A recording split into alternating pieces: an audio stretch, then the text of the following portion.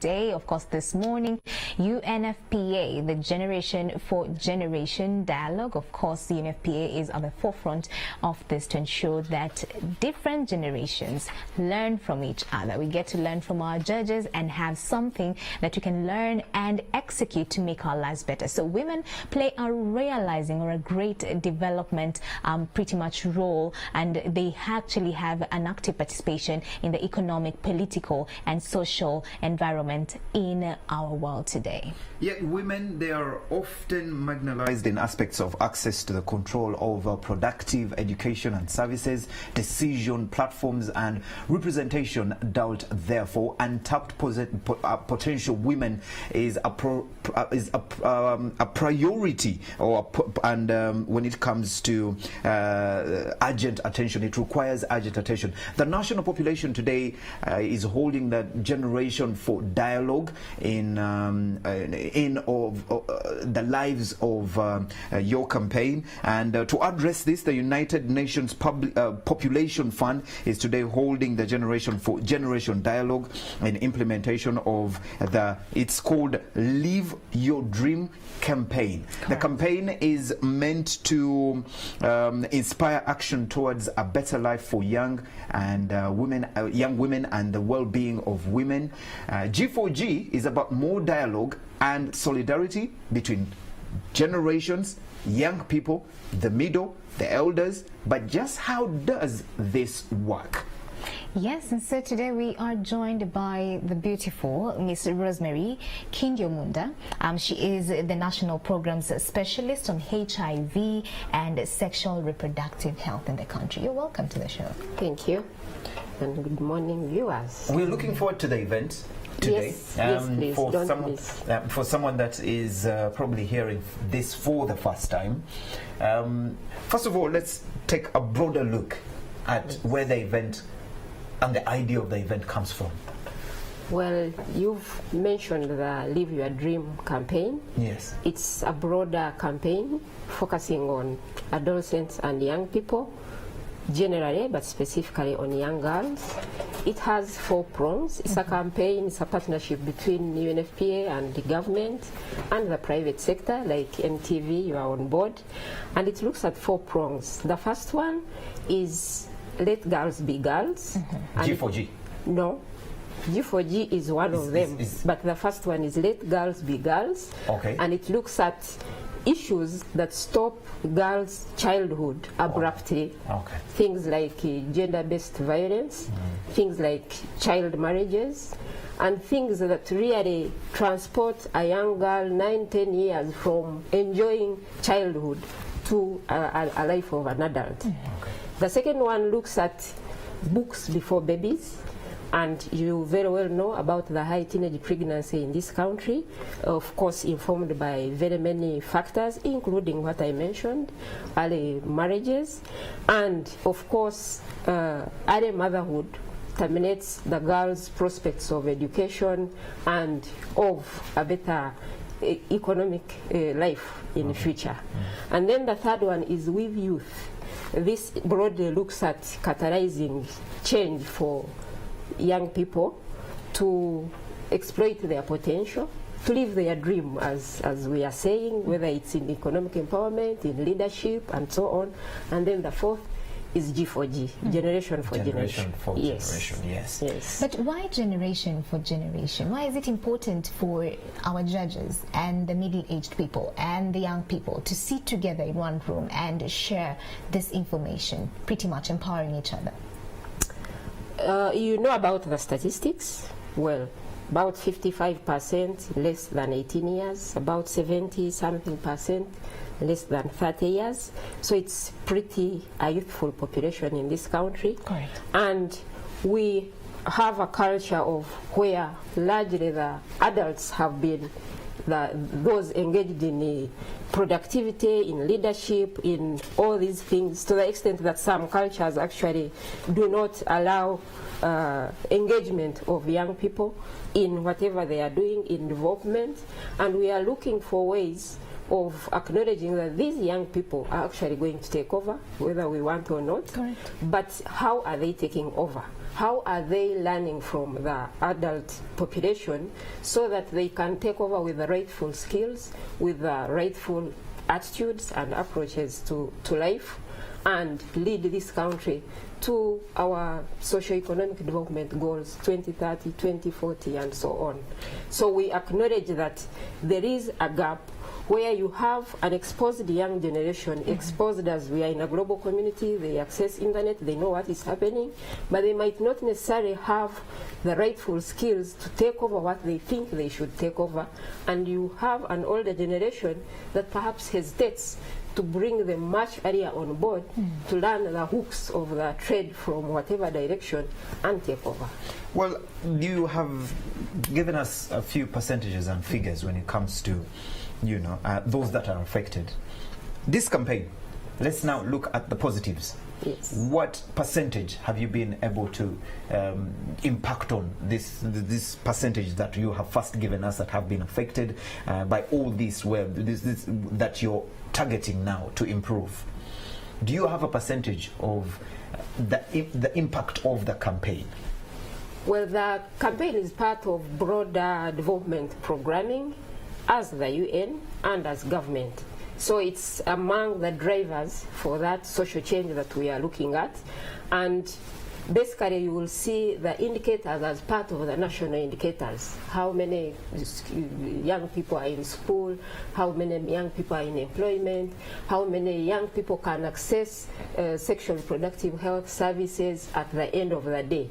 But in a campaign as specifically this round of social movement, you are talking of several millions that we reach through information giving, like mass media, one-on-one dialogues, and then the specific young people that access services through our funded programs. So, and they range from like 5 million through mass media and other information giving services, and around 800,000, 1 million annually who access services. We mainly focus on hard to reach districts like the Karamoja, the refugee settings, and northern Uganda. Isn't it hard for you as an organization to evaluate your impact on the people and on this campaign? Because we're looking at ages, you're trying to get people to be where they should be. Yes. Because when you look at the steps that you're taking, young children should have certain things. When they are not having them, that is what that campaign is aimed at. Then you go to the youth, you go to the middle age, then you go to the youth as well. These are things that they are supposed to access. Yes. If they are not accessing them, you can address it. Isn't it hard for you to kind of equate on how much impact you're having on society and the people? Of course, putting in mind that she's a woman, she should access this and this, but if she's not accessing it, you come in to help. But when she's accessing it, it becomes harder for you to access your impact on the society. Not really. We are a young economy, a developing country, and we set targets as a nation. The UN supports the government to set targets. And UNFPA, besides this campaign, is a UN data agency. So we support governments to do the census, to do the demographic health surveys and other smaller surveys that would assist us to understand where we are and support the country to plan where they wish to be in 1 year, 2 years, several years. Right. And then we get back to those surveys and check whether we are actually there. And this is national, this is regional, and this is district level. So we also support other management information systems like for health, where you get to know the access patterns in particular areas, and then you work with those authorities to understand what's happening and where they wish to be and how they can get there. Today's dialogue will have a keen focus on Uganda's women as game changers for socio-economic development. Yes. And speaking of statistics, we have 6 out of 10, you know, in terms of poverty numbers being women. Yes. 6 out of 10 Yes. of the world's poorest are women. Yes. So This economic disparities, of course, you do know that when it comes to influence, social change, politically, economically, socially, I mean, the women have a very small voice to that. So in light of today's conversation, what do we intend to get out of this to ensure that we empower the young people to change the status quo? Yes, the statistics are like that, but there are improvements here and there, because this particular government has a focus on women empowerment. But we have the biggest challenge rooted in our social, cultural, religious kind of norms, values, and practices that really put a woman as a second-class citizen, if I may call it that. Correct. And it now starts from the socialization. It goes into whether you access education and whether you are able actually to work and earn a living as a woman, besides supporting the household in an non-paid kind of jobs. So yes, the majority are women who are in that category, but largely because on the other side, you know that the women are a backbone of our agrarian economy. Correct. But largely working on things that are not cannot be substantiated, and you say this is this much that the woman is getting out of here, and this is this much that she can use to make and act on informed choices using her own earning. And that's what really puts them to that level. Actually, 27%, it's only 27% of the land, you know, in Uganda that is owned by women. Yes, so you till the land, you generate produce largely for home consumption. The little that remains, you sell and you hand over to the man. And the man will decide whether you go to access services, whether you are girl child will access education, and so on.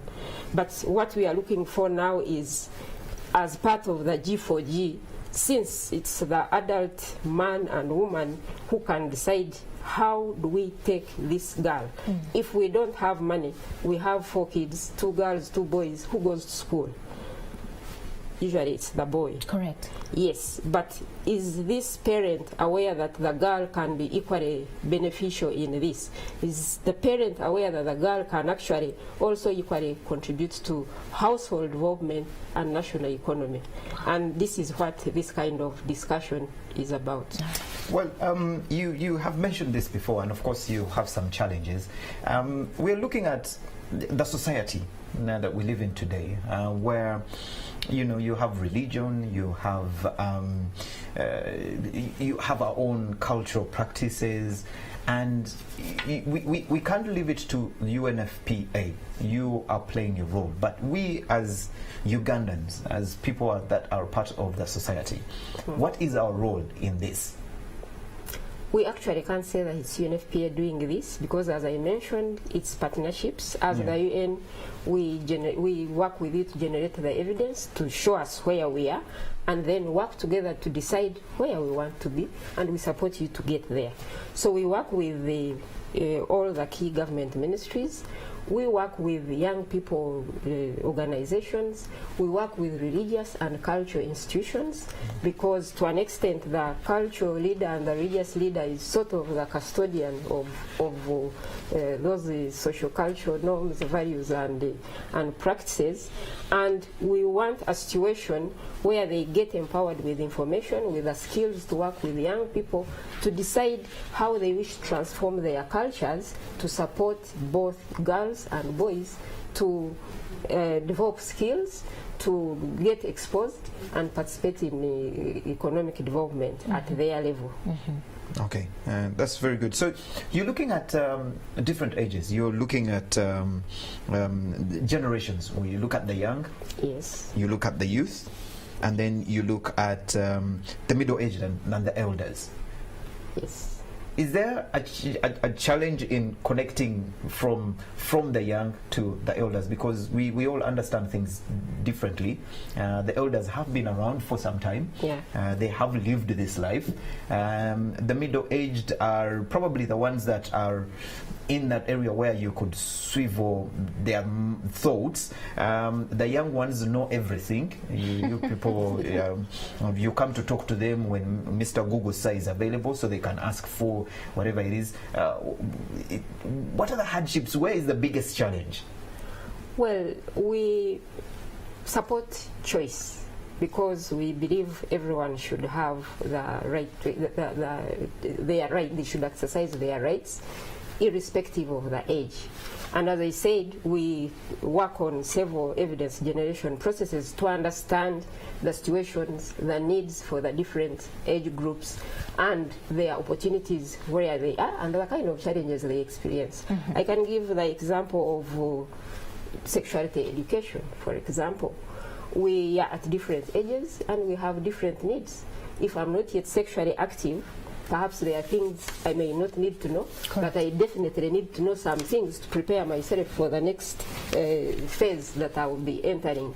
So we work with government to do like age-appropriate kind of sexuality education that acknowledges that this is my potential, this is what I need to know at this stage to make informed choices and act on them.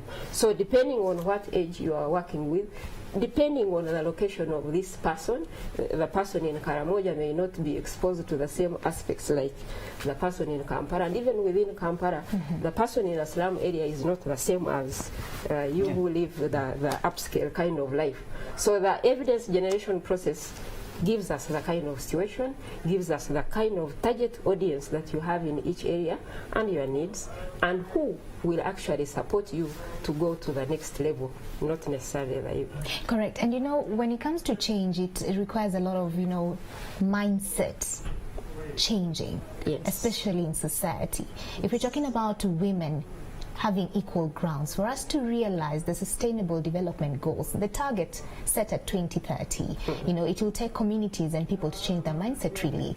So just give us hope today. Are we going to attain that 2030, the sustainable development goals, inclusiveness for all, regardless of gender, you know, opportunities for all, equal opportunities for all? Given that we are living in a very patriarchal society, are we in the right direction? Are we in the right momentum? Are we gaining momentum towards realizing these changes? Yes, I would say we are in the right direction. Perhaps the momentum is not at the speed that we would expect, but we have a country that is developing rapidly. You've been discussing access to technology at different places, and even in, as the infrastructure meeting goes on, we know that with access to information, with free access to information in different areas, people get exposed. Partly that has been the problem. You have had to reach areas, but it's largely lack of exposure to what is happening elsewhere and to what you as a person can dream about, because it's largely about the individual dream being transformed at household level and then at community level. And you need to be exposed for you to dream big and for you to learn how to innovate, to develop the skills to get there. We have the basic building blocks in place. Correct. The free primary education, the women empowerment programs spearheaded by government, and as I said, we work with the cultural and religious leaders for them to understand that this country will not achieve its development goals unless everyone is on board, and especially the woman, who is the backbone of the economy, even with the little skills they have, to contribute. So I would say we are in the right direction, but the challenge is big, especially in terms of mobilizing resources, not necessarily the funds, but as you say, changing the mindsets, which should begin at home, because how you relate with your girl child, with your boy child, socializes them to understand whether they should reach out to fulfill their potential. Correct. But unless you change as a mother, surprisingly.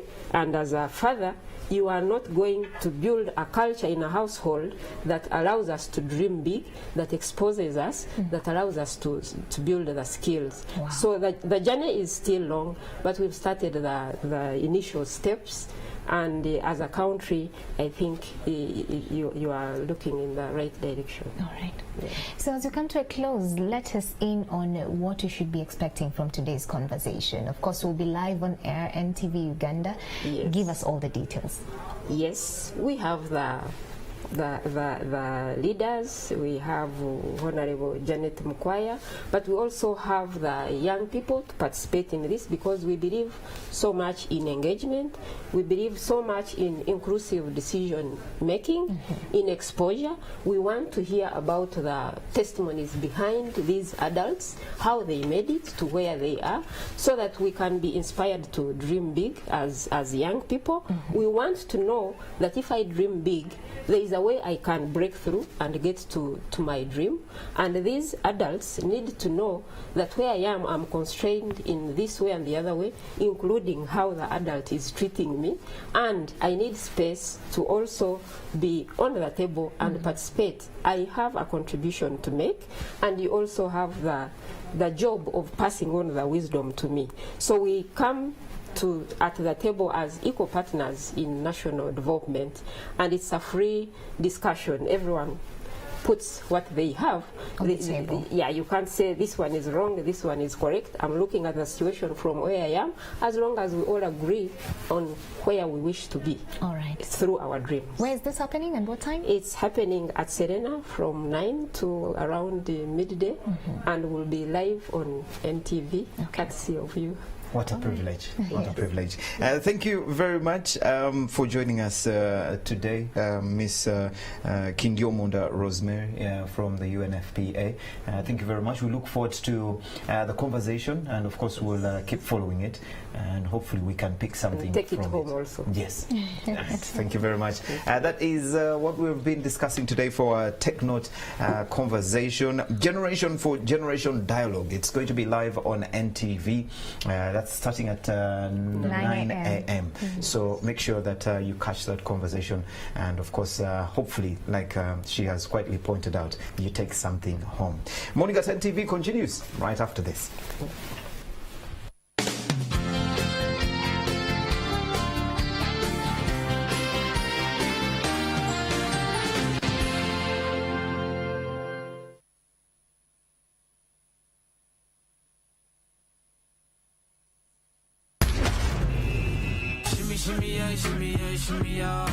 The young